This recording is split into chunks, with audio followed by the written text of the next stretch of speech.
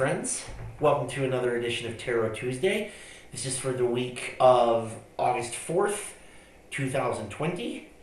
And another interesting aspect for this week, another pretty potent square. We have Mars, represented by the Tower, in Aries, the Emperor. And whenever Mars is in Aries, Mars is very at home in Aries as its ruler. But whenever Mars is in Aries, there's very much this notion of sort of, especially with the tarot cards, the Tower and the Emperor together, of sort of taking command of making sweeping changes. Mars has the energy and the passion to get a lot of work done, but what that often means is that he leaps to his first way of doing that, which is to kind of knock everything down and start over. Mars and Uranus, which rules Aquarius, are very similar in that way. You can think of Uranus as the higher octave of Mars. But do remember that Mars is the god of war and therefore a little bit more rash and a little bit more reckless and potentially a little bit more violent. But that is the kind of energy we're dealing with. This very sort of things are changing. Let's take charge of making that change.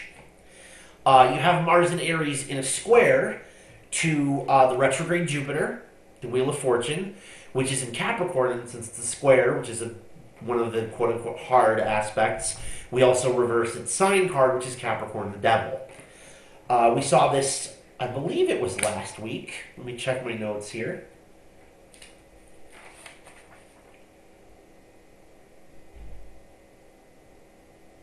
Yes, last week with the sextile to Neptune. Now we have a square to a much faster moving planet, Mars.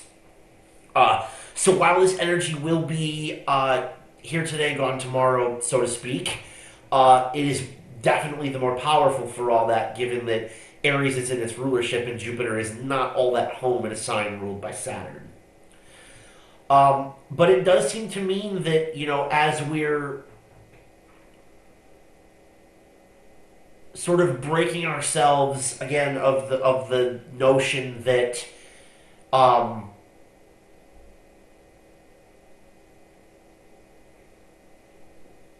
things happen to us rather than with us. That's what this is, right? That's Jupiter in Capricorn. We're learning that things happen with us rather than to us. And Mars in Aries is encouraging, if not screaming, at us to take command of that. It's not just that Mars in Aries is making the argument here that it's not just that things happen with us rather than to us. Things happen by us or because of us rather than to us. This assertion energetically that we could be doing more and we should be doing more because Mars is like that, very pushy. That we could be and should be doing more to sort of take destiny or fate or what have you, the Wheel of Fortune, into our own hands versus just letting it spin. So again, it's an energy that demands action, not that all of them don't, as I have said over and over. Astrology is participatory, but especially so with this week's aspect, it feels like. So, as always, I advise you to lean in, and maybe the tarot will be able to illuminate for us a little bit more about how to do that. We are, of course, in the season of Leo. Just past the full moon, actually, which was Monday, the 3rd. So Leo will be first. And we have Temperance. The card of your fiery sibling Sagittarius. And so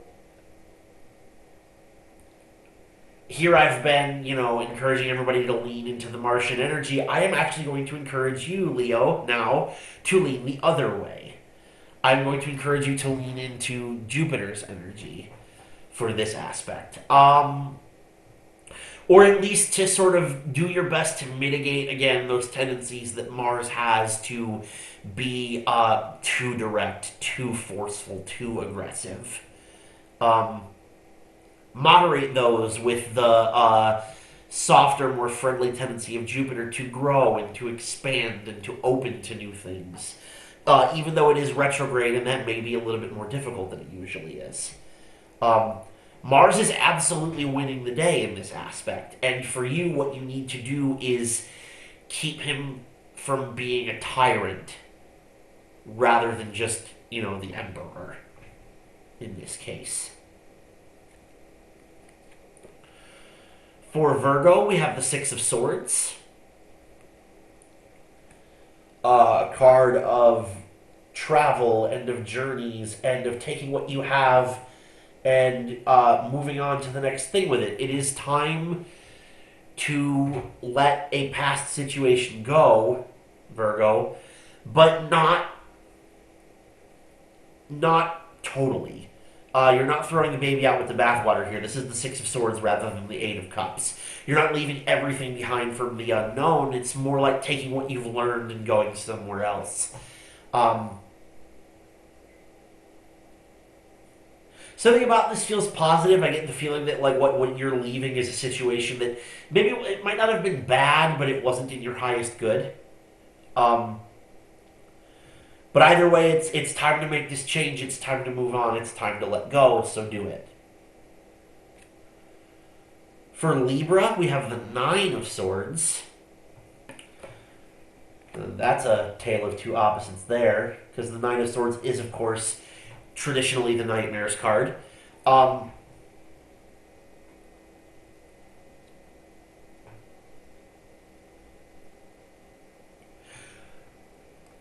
but it indicates the ways in which, at least it seems to me, that it is healthy and necessary to grieve. For you Librans,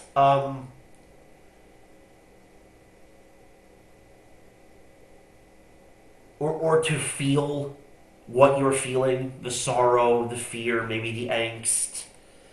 Um, and then to let it go. Um, I mean, I'm a staunch proponent of letting yourself feel what you need to feel, but there's a difference between doing that and living there, and the tendency will be very real to live there. To, lean on that retrograde Jupiter and Capricorn energy and kind of, woe is me, Wheel of Fortune and Devil both reversed. That kind of, that woe is me, why do these things keep happening to me kind of energy, rather than, again, accepting that these things happen to you. Allow yourself to feel what you need to feel, and then start thinking about how to move beyond that.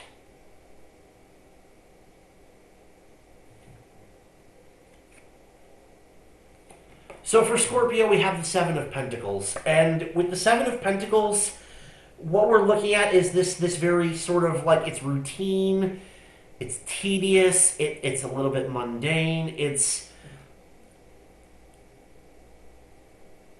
there's nothing particularly thrilling about the work that needs to be done. Um, Something about this just feels like a chore, and not in the way of its being burdensome, but just in the way of its feeling like it doesn't like it gets done what it needs to get done, but there's no flash, there's no flair, there's no pizzazz to this. There's so little in it, both in the way of reward and meaning, that it feels pointless to even engage in, and yet you do need to. It is little things like this that are the foundation pieces, the building blocks on which the larger, more shiny things are built.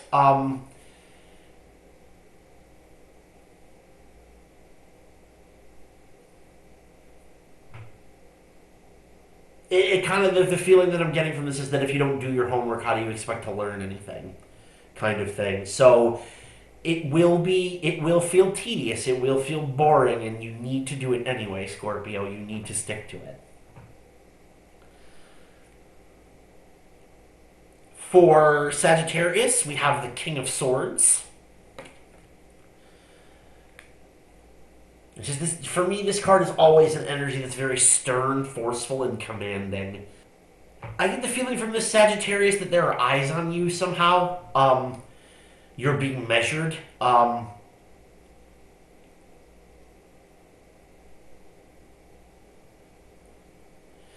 And particularly what I'm picking up from the King of Swords this time is that it feels somewhat hostile to you. Like you feel that the eyes on you are not capable of doing anything but judging you and finding you lacking something. And that's not necessarily the case, but it does sort of give you the feeling, similar to with Scorpio, that it is kind of pointless to try. In this case, it's pointless to try to impress whoever this person is, but it's not. This is very definitely, I feel like, a bell that you can answer, a call that you can live up to, and I think that you should. Um, the assumption that you will not get credit for trying only reflects on you, not on the person who is watching you. And it may be that all they are watching for you to do is try. So, as with Scorpio, my advice to you is the same as it was with Scorpio: make the effort.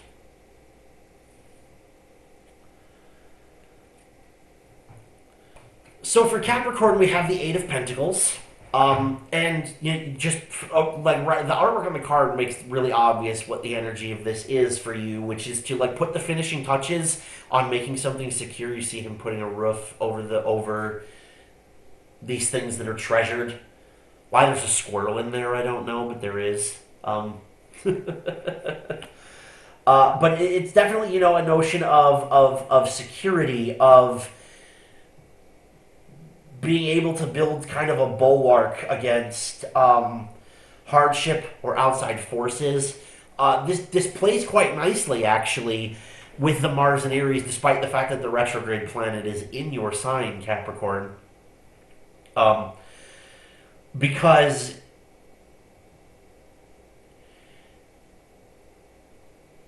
when the tower is struck by lightning and you know raised to its foundations, all of the stone in the tower still has to go somewhere.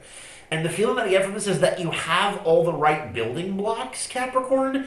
You just need to put them in the correct order, and the thing you had built up till now wasn't right. So now, like, sort of, instead of the whole tower being knocked down, it feels more like we skimmed off the top, and you just need to put the capstone back in place. You need to reconfigure it around this change to what will be the actual lasting shape that your work takes.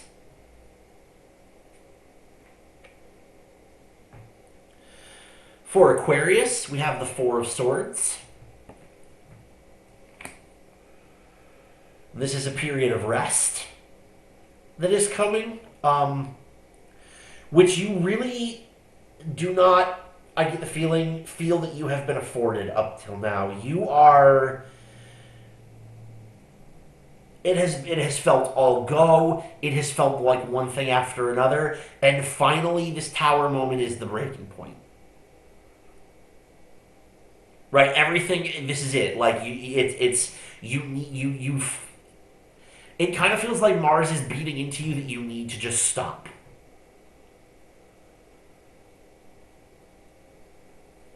It is time to put everything down just for a minute and take a break. You may not feel like you have the time. I get the feeling that's what the Jupiter in Capricorn is doing for you here, Aquarius. But you do. You have the time. Take a break. Take a breath. Let yourself be. It is okay to do that. You can do that.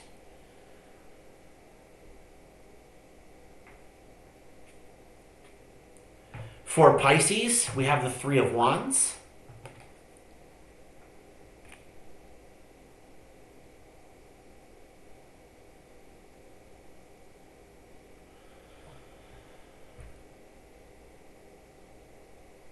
There's something about the Three of Wands indicates a readiness. Um, for those of you following Six Silver Seals on Facebook or Tenebrous Truth, my account on Instagram, you'll have seen Three of Wands recently, and I described it as sort of like the eve of a grand adventure. The party at Bilbo's house in The Hobbit, kind of. There is nothing else that needs to be done for you to prepare for the next leg of your journey. It is time to just take that step.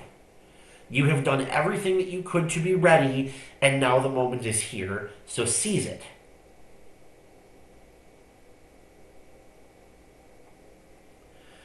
Specifically for you, Pisces, with the aspect that this correlates to,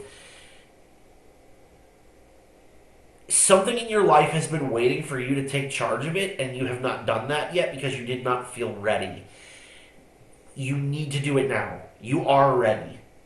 You'll never be as ready as you are now. So take the leap. Take the step. Make the move. For Aries, we have the Seven of Wands.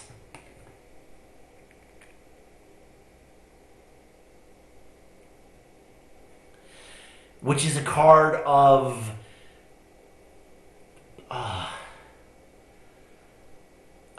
valor, of bravery, and especially of holding the high ground. Like every time I see this card lately, I make Obi-Wan jokes.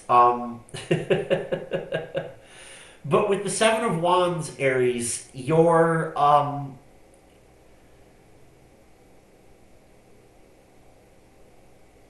this is a position of power, although not necessarily authority. But whatever is coming your way, you are prepared to handle. You have the upper hand on it.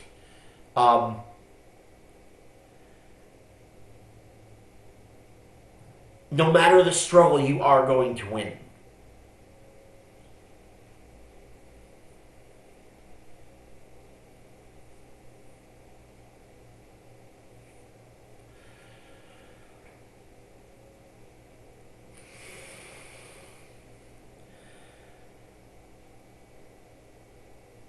And that's the thing, is that like the no matter the struggle is the key bit of that. Remember that Mars is your ruler and in your sign, Aries.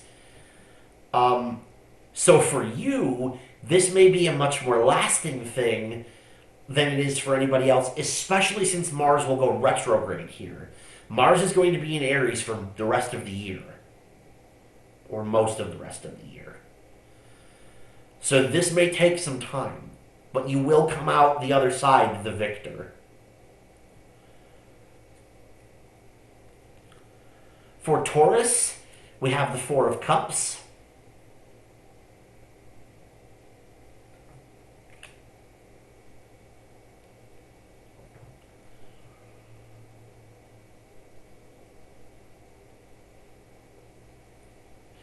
And you have to be careful, Taurus, what you reject over the course of the coming week. Lots of the things that are going to be extended to you, and it will be things plural, are not going to be for you. And you're going to know that. You're going to understand that when it happens, that the thing being presented to you isn't for you. It's just, it's not there. But something will be. And it is important that you be very, very discerning about thinking things that are offered to you through before you either take or reject them. Because again, like I said, many of these things will not be for you, but something is going to be. And rather than waiting for it to come to you, you need to be proactive about seeing these things as they are so that you can go to it when it comes. For Gemini, we have the Knight of Cups.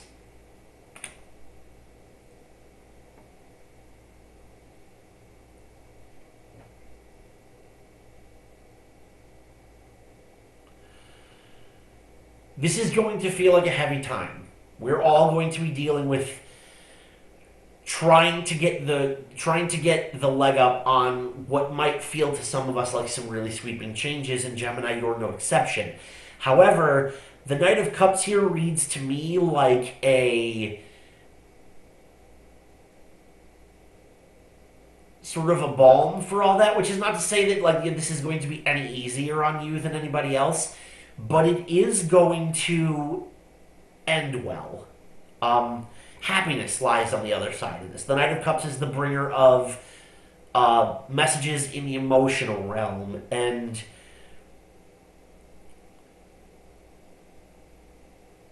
yeah, again, it's a very strong feeling that like you will be happier for however things turn out, no matter how difficult it is to get through them in the moment. This ends well. This is a story that has a happy ending, no matter how dark the middle is. Just hold on. It gets better. It gets brighter. And last but most certainly not least, we have Cancer with the Three of Pentacles.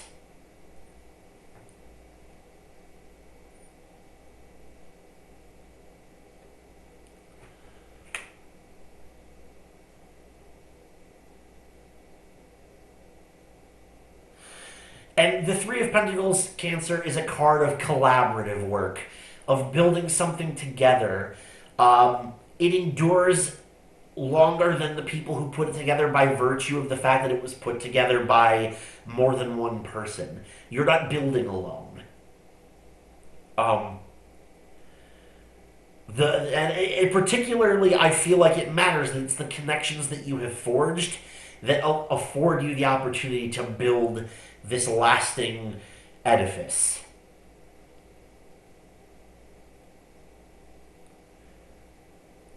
But again, there is the notion, of having to build with what you have rather than the ideal tools.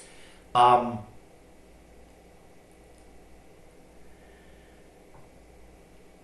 the analogy that leaps to mind is that if you have wood to build a temple with, it is no use bemoaning the lack of marble.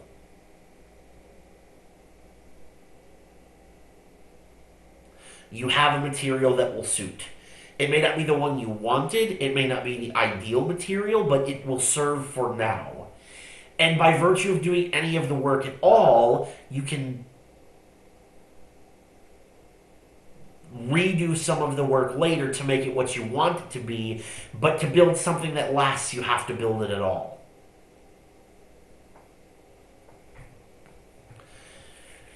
And that is Tarot Tuesday for this week. I hope that you enjoyed it. Please, feel free to like, share, subscribe, leave me a comment down below, tell me what you think. Remember, patrons get to see these 24 hours early. You can find me at Six Silver Seals on Patreon as well as on Facebook. And in the meantime, I will see you next week. Be kind to yourselves and one another.